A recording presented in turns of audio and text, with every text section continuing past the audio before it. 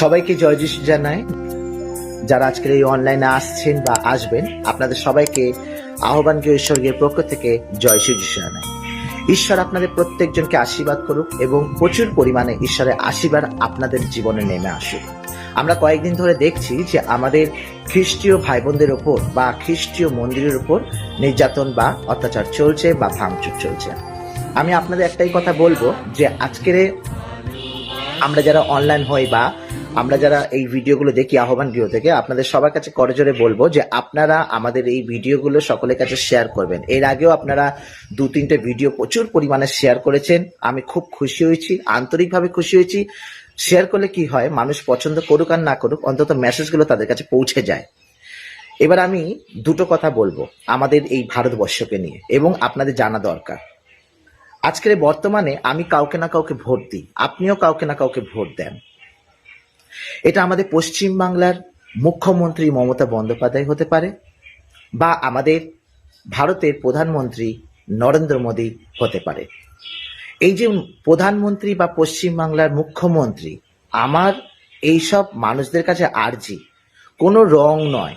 প্রথমত আপনারা আপনাদের দায়িত্বের জায়গাটা দেখুন, কারণ আপনারা শুধু হিন্দু আর মুসলমানদের ভোটটা নিয়ে নয়, খ্রিস্টান আছে, বুদ্ধ ধর্ম আছে, শিখ ধর্ম আছে, আরো বিভিন্ন ধর্মের মানুষদের ভোট পেয়ে আপনারা কিন্তু আজকে জায়গায় দাঁড়িয়েছেন। এই পৃথিবীর সব মানুষরা মনে করে যে শুধু হিন্দু আর মুসলমানরাই ভারতবর্ষে রয়েছে, আর কেউ এই ভারতবর্ষের মধ্যে নেই।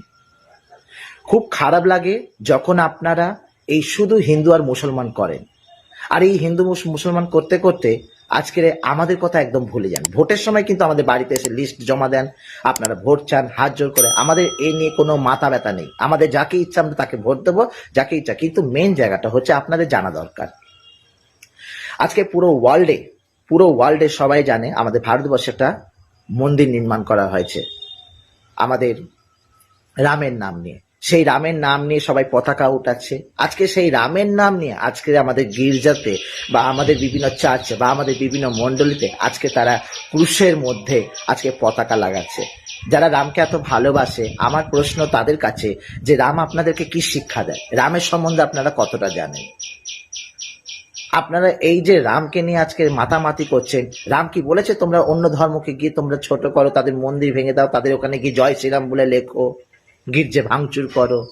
আমি অন্য ধর্মের কথা বলতে চাই না, আমি আমার ধর্মের কথা বলতে চাই। যে সমস্ত মানুষেরা আজকের এই সমস্ত পার্টির লোকদেরকে সাপোর্ট করে থাকেন বা এই যে সমস্ত মানুষেরা আজকে এদেরকে বলে থাকেন এরা ভালো কাজ করছে, আমি তো বলবো যে আপনি এই কয়েকদিন আর 40 বছর 50 বছর হয়তো বাঁচবেন, তারপর আপনাকে কোথায় যেতে হবে? সেই পরম যীশু খ্রিস্টের আরাধ্যে যেতে হবে, তার চরণতলে যেতে হবে। আপনাদের কাছে আসছি যে আপনারা সবাই প্রত্যেকে যারা রয়েছেন আপনাদের সবাইকেই বলবো, আজকে যে এই যে দমনা মানুষ দেখে না, না মুখ্যমন্ত্রী দেখে না প্রধানমন্ত্রী দেখে। এদের কোনো প্রয়োজন হয় না যে খ্রিস্টান ভাই বোনদের উপর যে এগুলো চলছে একটা ল বার করি, একটা আইনের মাধ্যম দিয়ে আমরা দেখি। শুধু তারা মুসলমান হিন্দু, কিন্তু হিন্দুরা ভুলে যাচ্ছে আজকে ওদের যে রামের পতাকা রয়েছে সেই পতাকাটা নিয়ে গিয়ে আজকে যখন আমি মুসলিমদের আজকে মন্দিরে বেঁধে দিচ্ছি আর আমরা মুসলিমদের চর থাপড় মারছি, আজকে আমরা মুসলমান ভাই বোনদেরকে জোর করে বলছি বল জয় শ্রীরাম জয় শ্রীরাম। আরে অন্তর থেকে যদি জয় শ্রীরাম না হয়, অন্তর থেকে ভালোবাসা না হয়, জোর করে কেন করবে? কিছু লম্পট মানুষরা আছে যারা জয় শ্রীরামের সম্বন্ধে কিচ্ছু জানে না, লবগন্ডা 500 টাকা করে পায়, র্যালিতে যায় আর চিৎকার করে, হাতে বোম পিস্তল ইত্যাদি নিয়ে যায়। এমনকি যদি প্রয়োজন হয় খ্রিস্টানদের মন্দিরেও যাচ্ছে, মুসলমানদের ওখানে যাচ্ছে, বিভিন্ন জায়গায় সবাইকে জোর করে জয় শ্রীরাম বলতে বলছে এবং তাদের মন্দিরে তারা আক্রমণ করছে।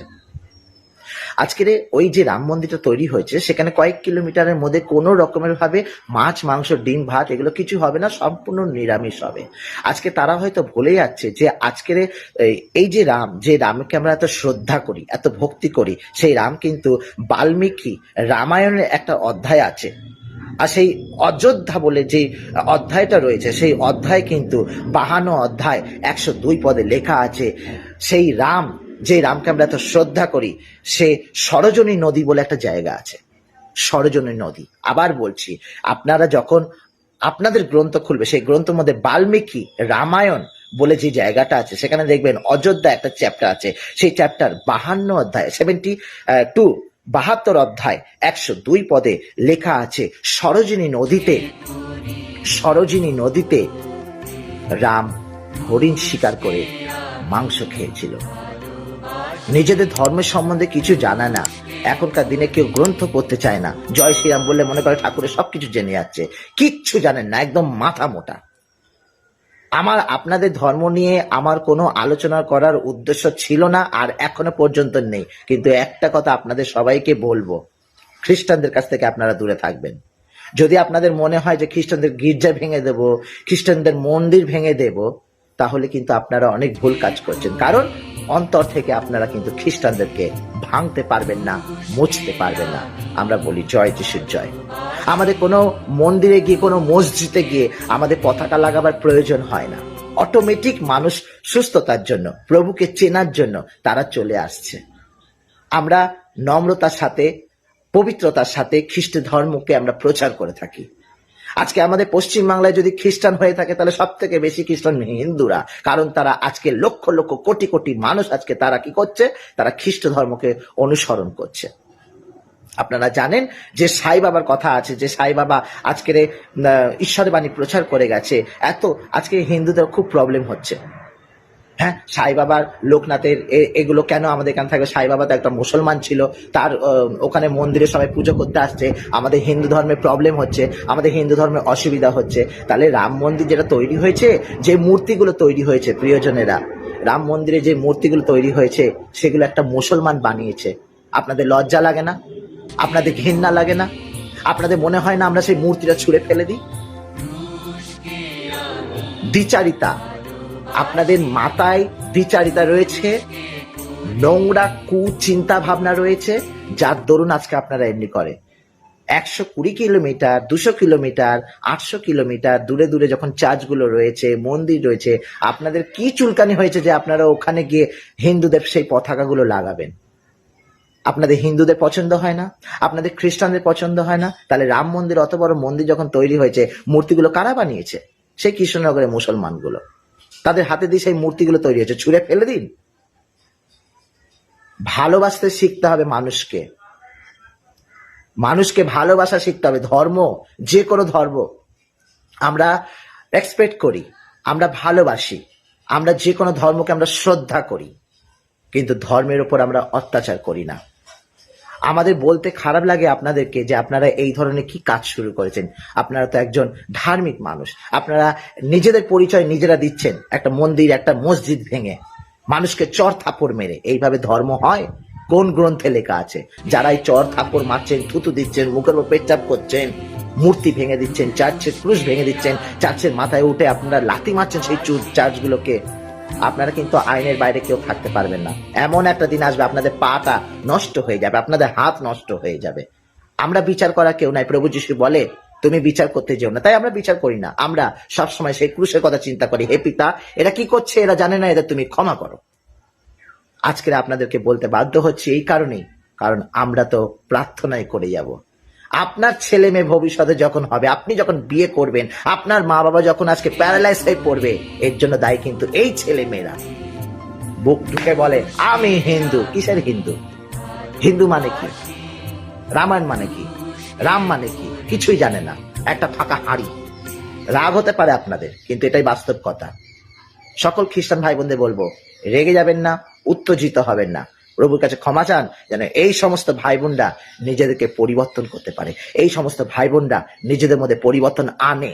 আর বিশেষভাবে আমরা খ্রিস্টানরা দেশের রাষ্ট্র নায়ক নায়িকাদের জন্য প্রার্থনা করি, যারা গরিবদের, বন্যা দুর্গত মানুষদেরকে সাহায্য করে, নায়ক নায়িকাদের জন্য প্রার্থনা করি। এখানে শেষ নেই, আমরা দেশের নেতা মন্ত্রীদের জন্য প্রার্থনা করি। আমার মনে হয় না কোনো ধর্মের মধ্যে নেতা মন্ত্রীদের জন্য প্রার্থনা করে, আমরা খ্রিস্টানরা করি। ফাদার, সিস্টার, পাস্টার, প্রচারক যতজন আছে সবাই কিন্তু দেশের প্রত্যেক রবিবার দেশের নেতাদের জন্য প্রার্থনা করি আমরা, তারা সুস্থ থাকুক, আমাদের দেশকে ভালোভাবে পরিচালনা করুক। দুঃখের সাথে বলতে হচ্ছে, আমাদের মুখ্যমন্ত্রী, আমাদের প্রধানমন্ত্রী, এরা কেউ খ্রিস্টানদের দিকে তাকিয়ে দেখে না। প্রয়োজন হচ্ছে একটুখানি গির্জায় যাচ্ছে, একটা রাত জাগছে, বা খ্রিস্টানদের ওখানে সমর্থন জানাচ্ছে, প্রভু যিশু এই বলেছে, প্রভু যিশু এই বলেছে, শুধু ভোট পাওয়ার জন্য। কিন্তু পুরোটাই ফাঁকা হাড়ি, আমাদেরকে সারা বছর দেখে না। যদি আজকে রাম মন্দির তৈরি করেছে, ইন্টারন্যাশনাল সব মানুষ ছড়িয়েছে, তাহলে সেইভাবে খরচা করে একটা মসজিদও বানিয়ে দিক, আমি বলবো। যদি প্রয়োজন হয় তাহলে একটা খ্রিস্টানদের গির্জা বানিয়ে দিক, আমি বলবো। গুরু নানকের একটা মন্দির বানিয়ে দিক, আমি বলবো। কেন শুধু এই ভারতবর্ষের মধ্যে শুধু একটা রাম মন্দির গড়ে উঠবে? বিচারিতা না, এক চোখে বিচার নয়? সেই জন্য আমরা আমাদের জায়গাটা বুঝতে পারি, আমরা জানি কারো সাহায্য, কারো টাকার প্রয়োজন হয় না, কোনো মানুষের সমর্থ দরকার হয় না। আপনাদের জন্য বললাম, খ্রিস্টান ভাই বোনদের জন্য বললাম, আমরা ক্ষমা করতে ভালোবাসি আর আমরা সারা জীবন করবো। ভেঙে দিন না মন্দির, কি আছে? কিন্তু আপনাদের এটা জানা দরকার যে আপনারা যে ধর্মের মধ্যে রয়েছেন সেই ধর্মটা আদৌ কি সত্য, আদৌ কি সত্যি ভালো? আপনারা নিজেদের অন্তরে হাত রেখে বলবেন। আমি জানি অন্তরে কেউ হাত রাখবে না, এই ভিডিও দেখার পর অনেকে রাগ কমেন্ট করবেন, শেয়ার করতেও চাইবেন না, রেগে যাবেন।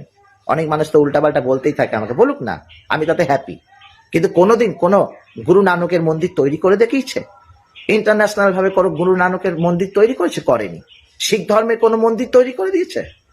মুসলমানদের কোনো মসজিদ তৈরি করেছে? খ্রিস্টানদের কোনো গির্জা তৈরি করেছে? তাহলে টাকাগুলো কিসের জন্য? একটা প্রধানমন্ত্রী কোনো রং দেখে না, একটা মুখ্যমন্ত্রী কোনোদিন রং দেখে না।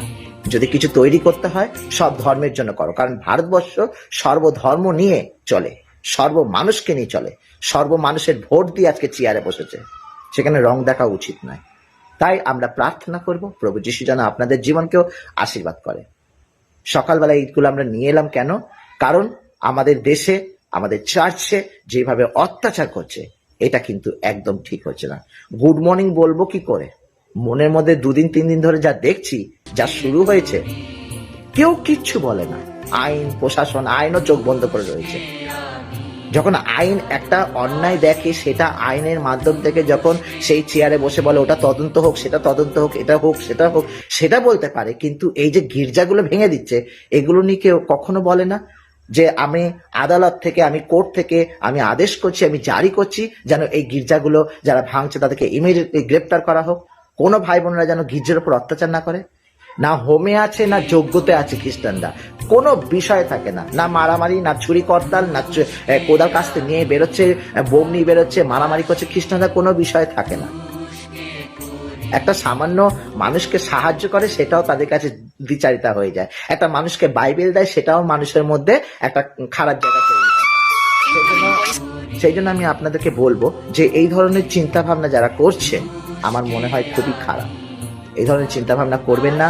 এগিয়ে যান। খ্রিস্টান সকল ভাই বোনদেরকে বলবো, মনে ভালোবাসা রাখুন, ক্ষমা করুন। আমরা বেশি দিন নেই, হয়তো কিছু দিনের জন্য এই পৃথিবীতে আছি, কিন্তু ঈশ্বর আমাদেরকে প্রচুর পরিমাণে আশীর্বাদ করবে। এই আশীর্বাদ লাভ করার জন্য ঈশ্বর আপনাদেরকে সকলকে আশীর্বাদ করুন। অনেক অনেক শেয়ার করুন, অনেকভাবে ঈশ্বরের বাণী ছড়িয়ে পড়ুক, আর শেয়ারের মাধ্যম দিয়ে আমরা মানুষের কাছে পৌঁছে দিতে পারবো। হয়তো মানুষ দেখতে চাইবে না, আহ্বান কি, ও ব্রাদার সঞ্জয়, ওই ওর কথা শুনতে হবে না, বাদ দাও। কিন্তু একটা শেয়ার তাকে শুনতে বাধ্য করবে, তাকে দেখতে বাধ্য করবে। আপনারা দেখুন এবং সকলের কাছে শেয়ার করুন, যাতে খ্রিস্টান ভাই বোনদের উপরে যে অত্যাচার হচ্ছে, বেশি দিন নেই, তাদের পা, হাত, পরিবার যা অবস্থা হবে তারা নিজেরাই বুঝবে। আমরা তো শুধু প্রার্থনা করব, আমরা বিচারে করার কেউ নয়। তাই আপনারা ঈশ্বরের আশীর্বাদ নিন এবং পবিত্র পথে এগিয়ে যান। সকলে ভালো থাকবেন, সকলে সুস্থ থাকবেন। আরেকটি বার দেখা হবে, যদি বেঁচে থাকি এরকম ভিডিও নিয়ে আবার আসবো। সকলে ভালো থাকুন, সুস্থ থাকুন। জয় যিশু।